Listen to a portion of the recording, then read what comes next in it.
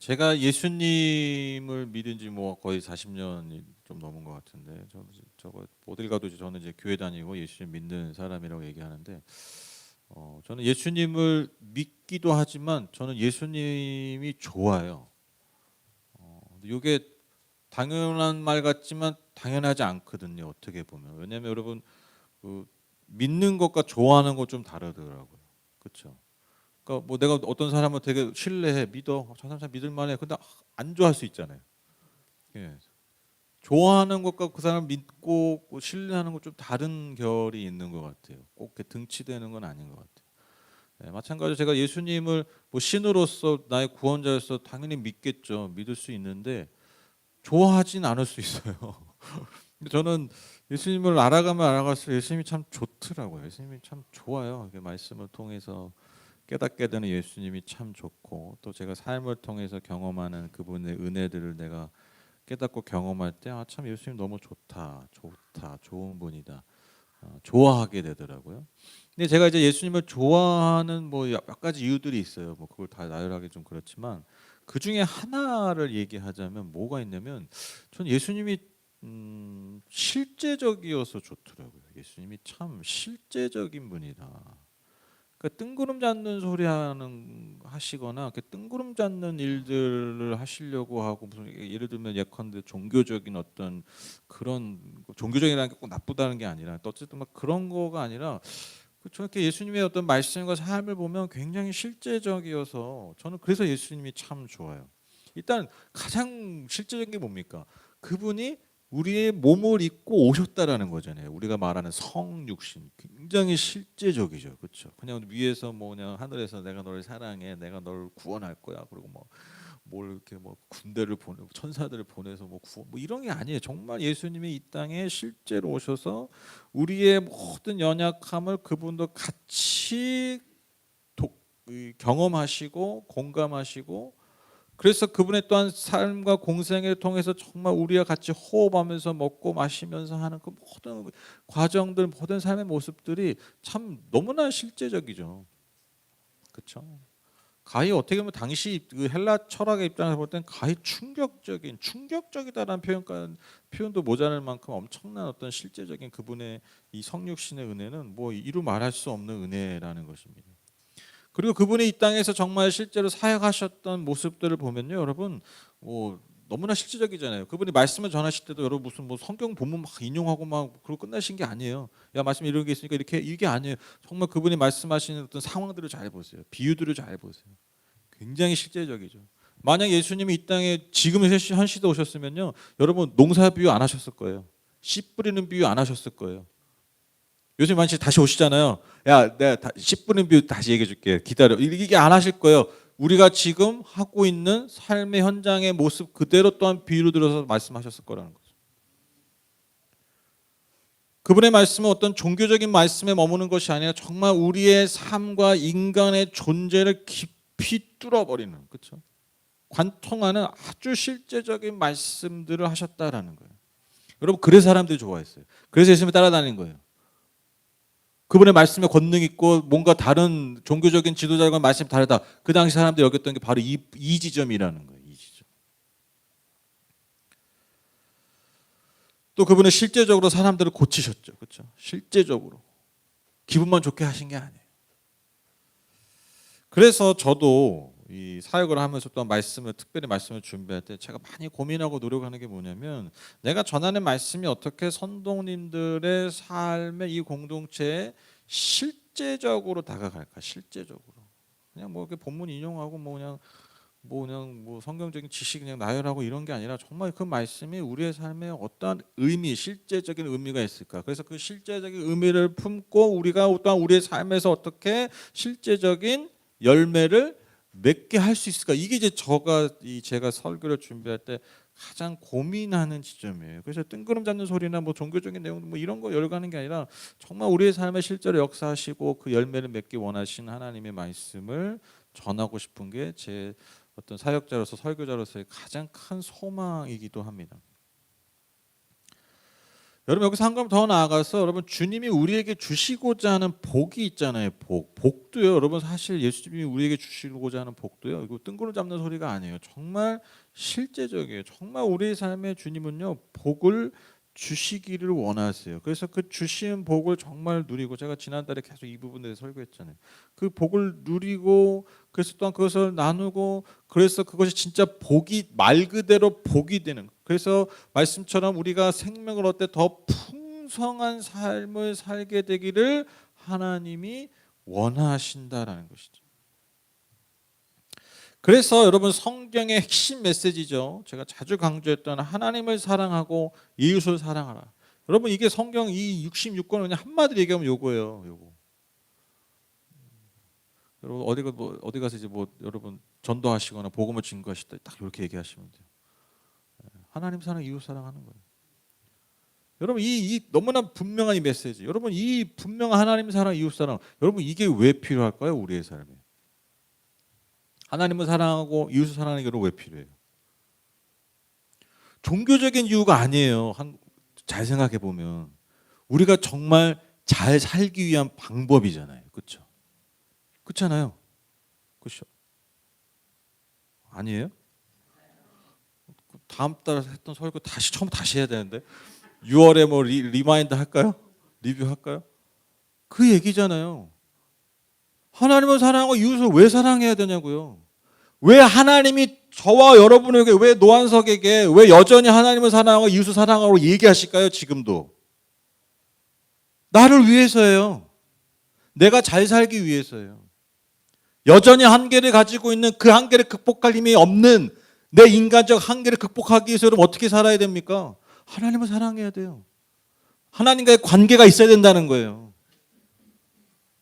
그리고 이 땅에 하나의 인격체에서 존재로서 이 땅을 살아갈 때 여러분 우리가 정말 잘 살려면 어떻게 해야 돼요?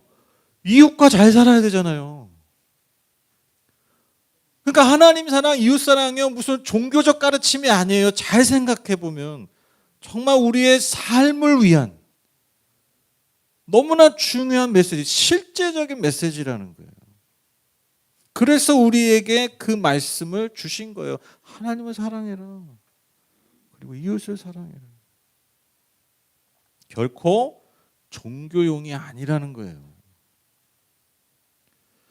여러분 그런 연구 결과들이 많아요. 지금 수십 년간 여러분 하도 모든 사람들이 행복하려고, 그러니까 옛날에는 먹고 살려고 노력을 했다면 요즘은 이제 어느 정도 수준되니까 우리가 어떻게 하면 행복해지지, 이게 이제 20세기의 초미의 관심사 아닙니까? 그래서 여러분 많은 과학자들도 많은 학자들도 이걸 연구했다는 거예요. 그래서 수십 년간 이 돈과, 특별히 이 돈이 너무 중요한데 이 돈과 행복과의 상관관계에 대한 연구들을 많이 했어요. 뭐 한두 사람들이 한 게 아니에요. 근데 여러분 그 모든 수십 년간 진행된 돈과 우리의 삶의 행복의 관계에 대한 연구에 따르면요, 여러분 돈이 행복에 미치는 영향이요 약 몇 프로 정도 된다고 생각하세요? 0에서 100%라면 90%. 네. 네, 돈에 대한 믿음이 충만하시. 이 제 얘기가 아닙니다. 제 감으로 얘기하는 게 아니에요. 여러분 정말 돈과 행복이 미치는 그 관계를 연구해 보니까요, 여러분 놀랍게도 관계가 있어요. 있는데 몇 프로냐? 10%래요. 10%.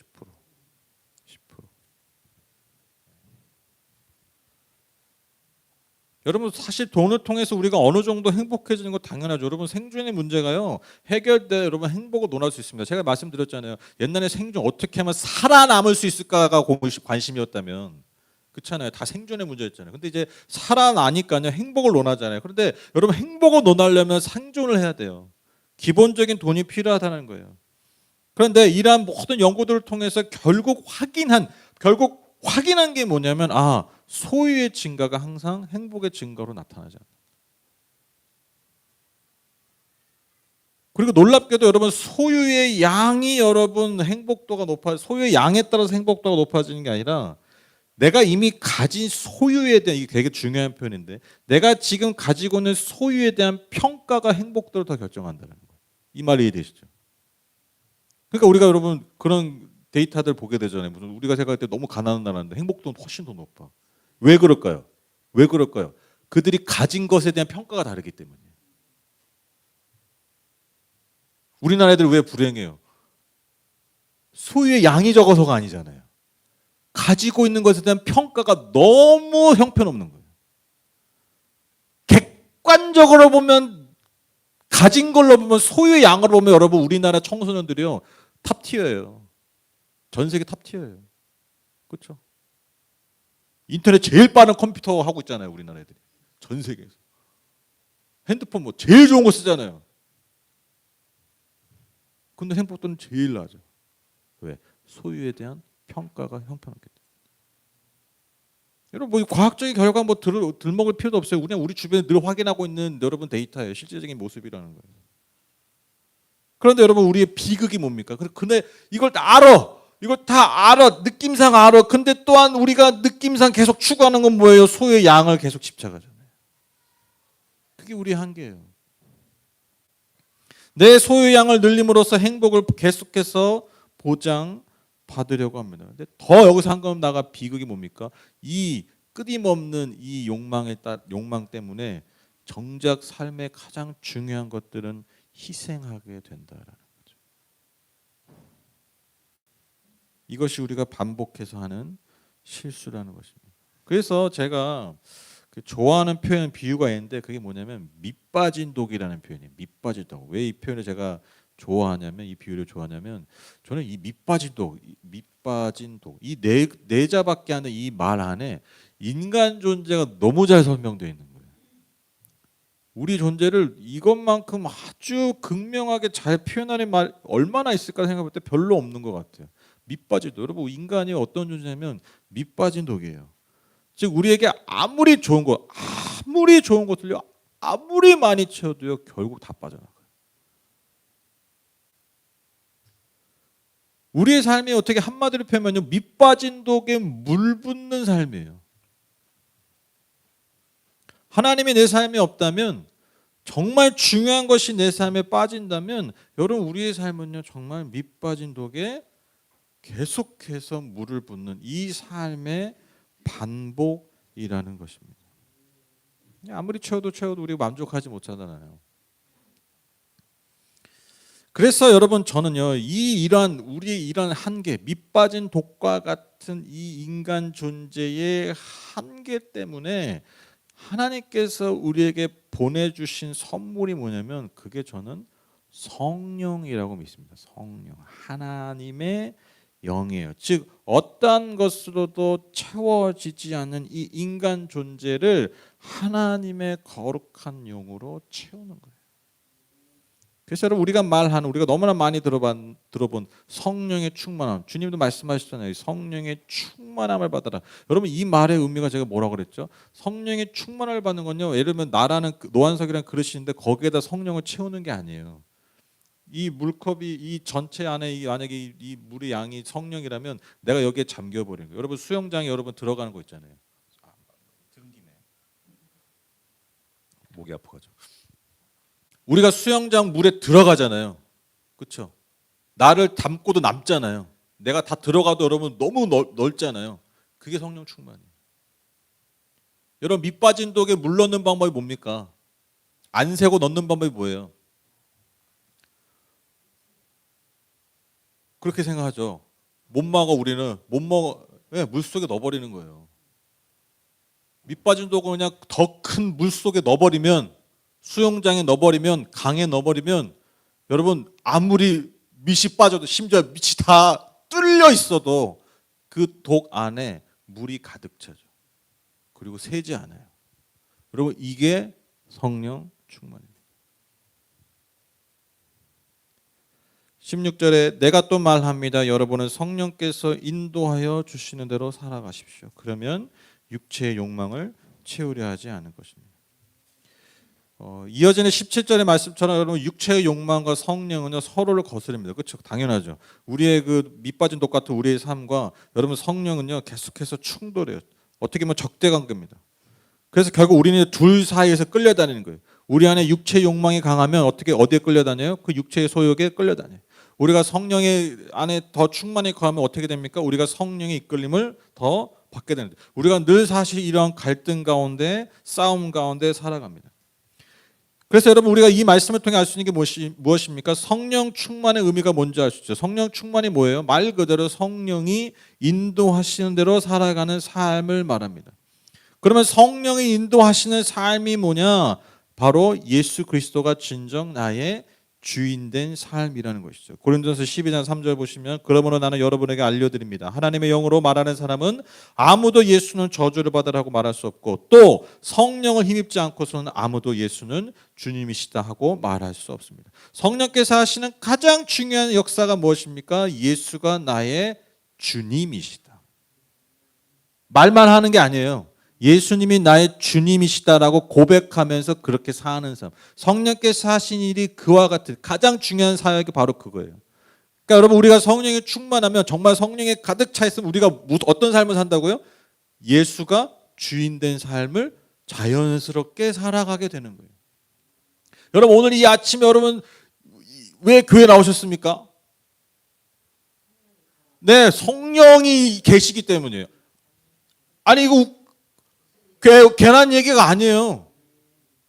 여러분 그냥 오늘 아침에 너무 자연스럽게 너무 당연하게 내가 하나님을 예배하러 나왔다는 게 뭡니까? 우리 안에 성령이 일하고 계시는 거예요. 가장 강력한 증거예요. 왜? 이렇게 날이 좋은데 요즘 아주 그냥 밖에만 나가면 그냥 더 어딜 나가고 싶지 않아요? 분명히 밖에 나왔는데 어딜 더 나가고 싶어. 날이 너무 좋아요. 근데 왜 여기 우리가 오겠어요? 예수님이 나의 주인이심을 내가 내 삶이 너무나 당연하게 인정하는 거예요. 왜? 우리 안에 누가 계시기 때문에, 우리가 어디 안에 갇혀 있기 때문에, 성령 안에 있기 때문에. 그래서 여러분 성령의 충만함, 계속해서 우리가 성령의 충만함의 삶을 산다는 건 뭐냐면 계속해서 내 삶의 주인이 바뀌는 사건들이 벌어진다는 거예요.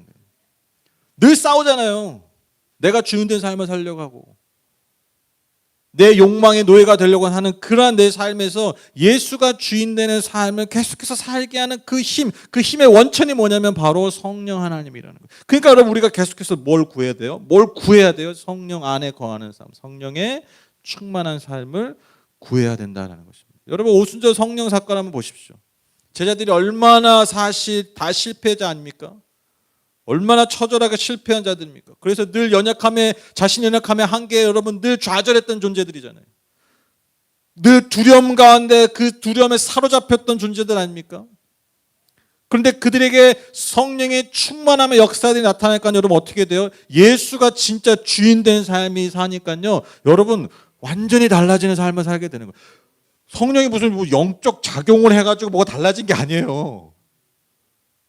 이상한 영이 와가지고 뭐가 씌어가지고 달라진 게 아니라 성령이 하는 역할은 뭐라고? 예수가 주인되는 삶을 사니까요. 당연히 여러분 주인이 바뀌어 보니까 내 존재가 달라지잖아요. 그렇죠?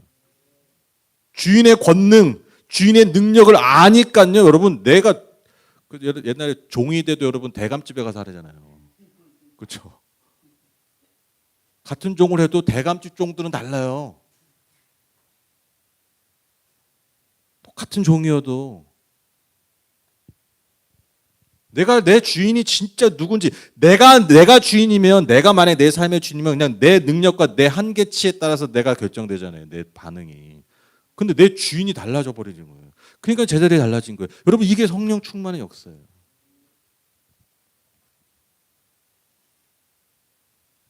다시 여러분 돈과 행복의 상관관계 한번 연구로 돌아오면 여러분 그 연구들에 의하면요. 여러분 돈을요 단지 소유하는 것이 아니라 어떻게 또한 소비하느냐가 행복에 큰 영향을 미치는데 재밌는 게 뭐냐면 좋은 경험을 위한 소비가 가치 있는 경험을 위한 소비가요. 더 사람을 행복하게 하고 더 그것을 지속하게 한다라는 연구 결과가 많대요. 예컨대 내가 원하는 물건을 막 충동적으로 구매해. 내가 원하는 물건을 막 사. 그리고 막 사람들이 나를 증명하기 위해서 막 과시하기 위해서 막 소비해. 요즘 막 많이 하잖아요. 인스타나 막 보면. 근데 그러한 소비의 만족도는요 굉장히 찰나라는 거예요. 짧은 순간인데 뭔가 중요하고 의미 있는 경험들을 위해서 내가 소비할 때 더 높은 행복도를 보인다는 거예요. 제가 왜 이럴까 한번 생각해 보니까요. 여러분 좋은 경험을 위한 소비는요, 반드시 나만 하는 게 아니라 사실 누군가와 하는 거잖아요. 그러니까 관계적 소비예요. 관계적 소비. 우리가 여행을 생각하면 잘 알 수 있죠. 여러분 여행 여러분 생각해 보세요. 여러분 혼자 막 유럽 막 좋은데 나가 행복할까요? 아 뭐 유튜버도 혼자 다니잖아요. 그 사람들이 유튜브 하는 이유가 그거잖아요. 혼자 여행을 다녀도 그 내가 찍은 영상을 누구 보여주려고 하잖아요.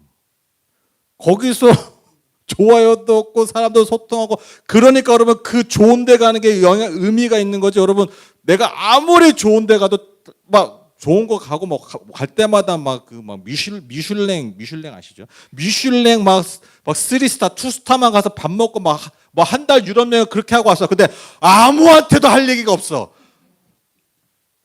그게 행복해요? 정말 지지리 공상 이거밖에 없어. 이것만한 공상이 없죠. 아무 의미가 없어요.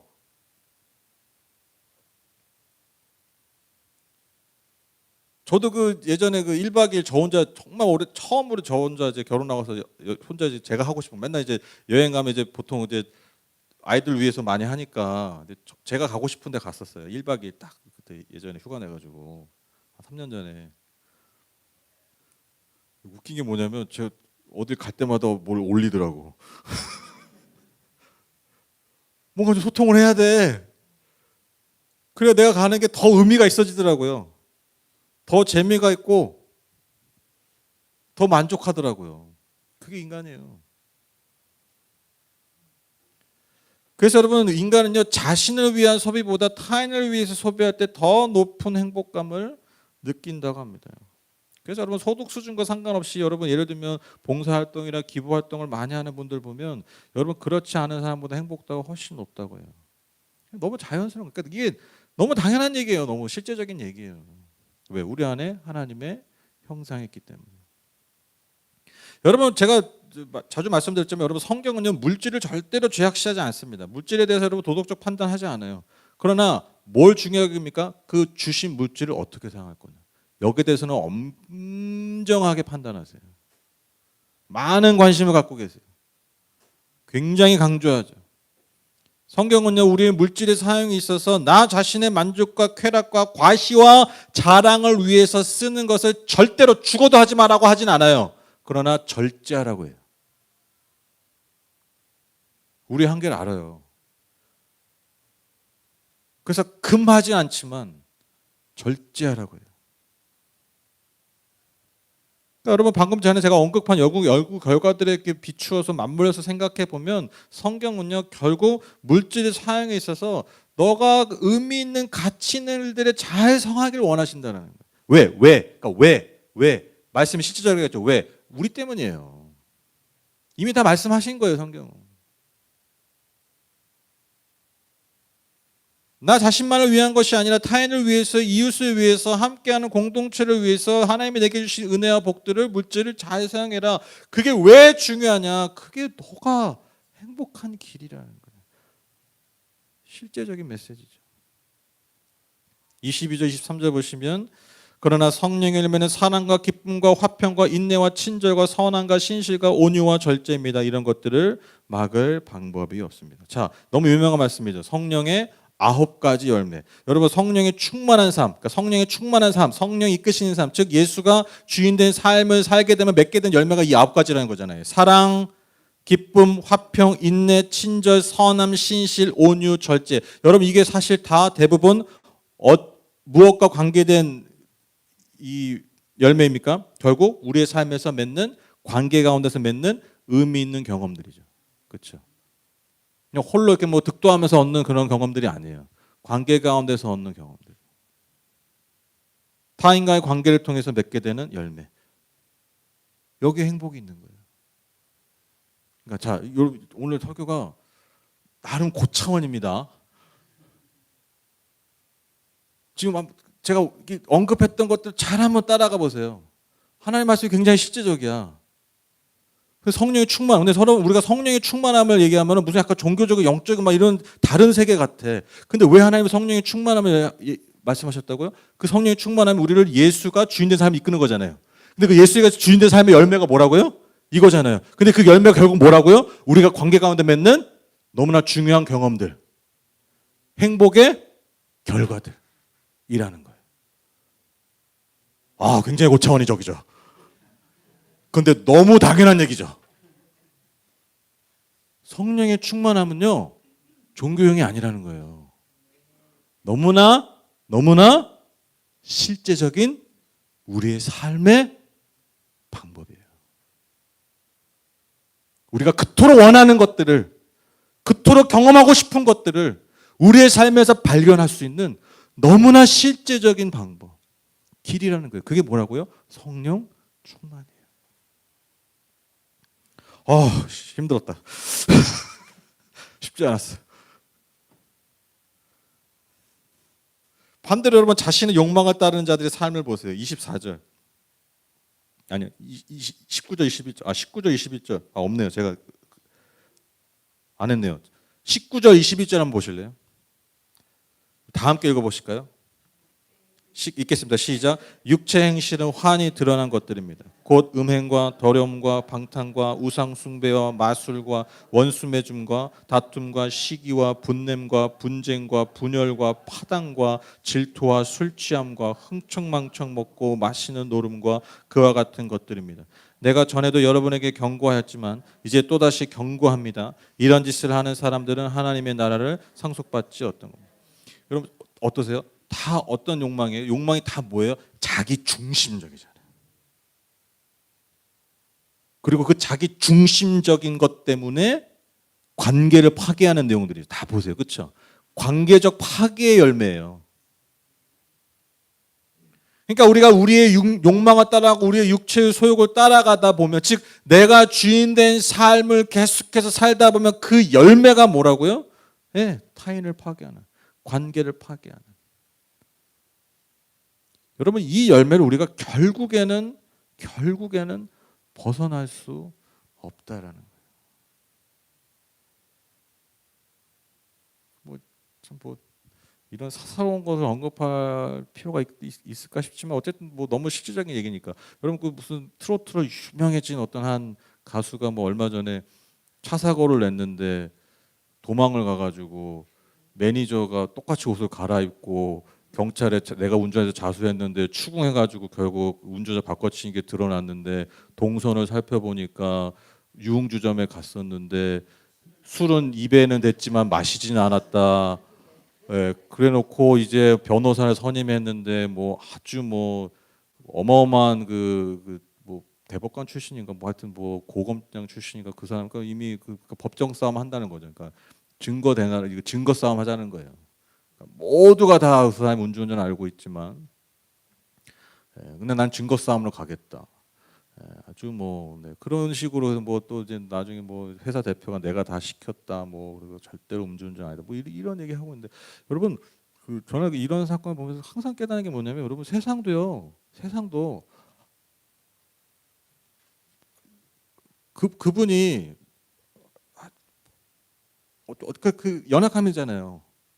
그 가진 뭐 차도 뭐 드리박은 차도 뭐 3억짜리더라고. 벤틀리 유명한 거. 근데 여러분 아무리 내가 많은 걸 가지고 있어도요, 내 욕망을 따라서 살면요 얼마 못 가잖아요. 그렇잖아요. 얼마 못 가요. 이 세상에서도. 너무 당연한. 그럼 우리가 진짜 성령의 소욕되어 살면 영혼까지 가겠는데? 아니 이 땅에서도 금방 짧아지잖아요 그게. 모든 여러분 진짜 성공한 사람들 보면 항상 하는 얘기, 결국 중요한 게 인성이다. 기본 바탕이다. 그래야 오래 간다. 이 땅에서도 그러잖아요. 그러니까 기본적 소욕이 뭐야? 네 욕망대로 네가 하고 싶은 대로 사는 게 중요한 게 아니라 네 주변을 살피고 타인을 배려하고 그런 것들에서 나를 절제하고, 그래야 이 땅에서도 오래 간다라고 하잖아요. 세상도. 여러분 이 말씀이 어떻게 진리가 아니겠어요? 우리가 성령의 충만함대로 살면요, 어떻게 여러분 영원한 그 놀라운 찬란한 열매들을 맺지 않을 수 있겠어요? 이 땅에서도 그런 열매를 맺고 살아갈 텐데. 그냥 그런 사건 보면서 아유 저 거짓말쟁이 저 나쁜 놈 그냥 저놈이 어디 감옥에 들어가나 안 들어가나 한번 지켜보 이렇게만 바라볼 게 아니라 그걸 가지고 우리가 다시 한번 진리 안에 우리의 삶을 다시 올려놓는 거예요. 나는 정말 육체의 소욕대로 나도 똑같이 살고 있지 않은가? 나는 정말 롱런하려고 하는 삶은 진짜 오늘 내가 살려고 하고 있는가? 너 한번 잘 걸려들었다. 내 감정 그냥 쏟아내는 그러한 기제로 여러분 먹잇감으로 여러분 그러한 사건들 우리가 대하는 게 아니라 어떻게 보면 하나님이 더 실제적으로 우리에게 말씀하고 계시는 거예요. 이 시대적 현상과 사회적 사건들 통해서 우리에게 말씀하고 계시는 거라고요. 너는 육체의 소욕을 따르고 살고 있냐? 아니면 성령의 충만함 살고 있냐?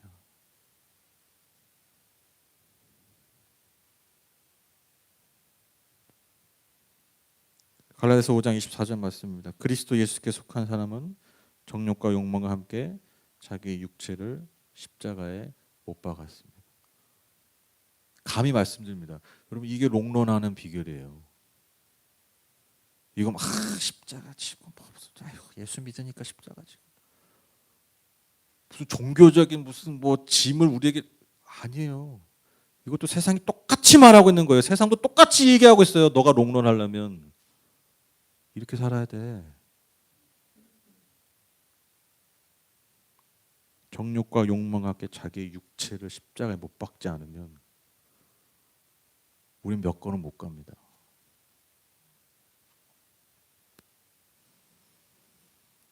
오늘 왜 이렇게 성령 할까요?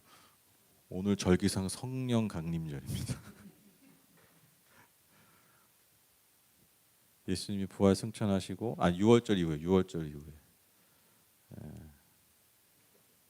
50일 이후에 있는 날 오순절 그 오순절 날에 성령께서 제자들에게 오시지 않았습니까? 그들이 간절히 원했을 때 기도했을 때 성령이 뭔지도 몰라.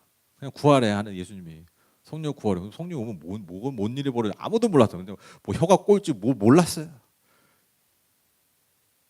예수님이 구하라니까 구하는 거예요. 그냥 기도하는 거예요. 방에 모여서. 여러분 그게 교회의 시작 아닙니까? 그게 공동체의 시작이고 하나님 나라의 진정한 시작 아니었습니까? 여러분 성령 충만이 바로 이와 같은 의미라는 거. 절대로 여러분 종교용이 아닙니다. 오늘 말씀의 제목처럼 내 삶을 위해서 중요한 거예요. 내 삶을 위해서. 내 삶을 위해서 성령이 충만해야 합니다. 여러분 내 존재를 채울 수 없는 것을 위해서 삶을 허비하는 우리 때문에 우리의 삶 때문에 여러분 성령이 충만함이 필요합니다. 너무 중요한 말이죠. 결국엔 채우지도 못할 것을 위해서 여러분 우리가 이 삶을 허비하는데 여러분 그래서 여러분 우리가 성령이 충만함이 필요합니다. 말씀드린 것처럼 밑 빠진 독 같은 내 삶을 온전히 성령에 잠기는 그 은혜가 우리에게 여전히 필요합니다. 아니요, 오히려 이 시대는 더 필요한 것 같아요. 더 필요한 것 같아요. 내 욕망과 내 만족만을 위한 삶을 내려놓고 정말 의미 있고 가치 있는 경험들을 내 삶에 가득 채우기 위해서. 여러분 그래서 성령의 충만함이 우리에게 여전히 더 간절히 필요합니다. 성령께서 여전히 살아계신 성령께서 여전히 오늘도 역사하신 성령께서 저와 여러분의 삶을 이 공동체를 그러한 삶으로 인도하시기를 간절히 소망합니다. 우리 같이 찬양하고 기도하겠습니다. 이 말씀으로 좀 마치죠. 우리가 성령으로 삶을 얻으니 우리는 성령이 인도해 주심을 따라 살아갑시다. 아멘. 찬양하겠습니다.